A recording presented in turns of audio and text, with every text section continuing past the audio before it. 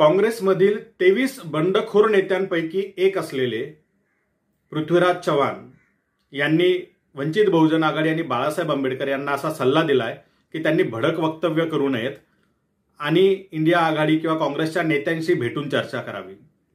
त्यांना मी आठवण करून देऊ इच्छितो की आतापर्यंत आम्ही 3 वेळा पत्र लिहिलेले आहेत।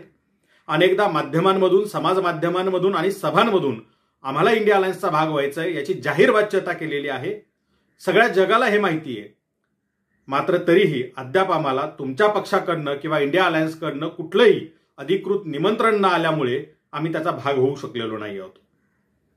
राहिला दुसरा मुद्दा, ज्या वेळेला मल्लिकार्जुन खरगे यांनी वंचित बहुजन आघाडीला सोबत घ्यावं की न घ्यावं या संदर्भात चर्चा करण्यासाठी महाराष्ट्रातील काही नेत्यांना बोलवलं होतं, त्यात पृथ्वीराज चव्हाण होते।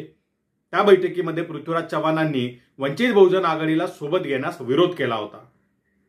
मग स्वतःच्या पक्षाच्या नेत्याला एक वेगळा सल्ला द्यायचा की वंचितला सोबत घेऊ नका आणि बाहेर येऊन माध्यमांमध्ये वंचितला वेगळे सल्ले द्यायचे, सारवासारव करणारी भूमिका मांडायची।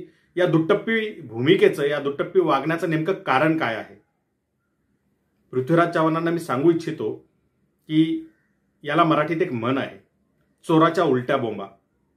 एकीकडे विरोध करायचा आतून आणि बाहेर येऊन वेगळंच काहीतरी सांगायचं। त्यामुळे माझी विनंती त्यांना की त्यांनी या अशा पद्धतीच्या उलट्या बोंबा मारण्याचं थांबवावं आणि सरळ सोयीनं काही जर चांगलं जुळून येत असेल तर त्याला सहकार्य करावं।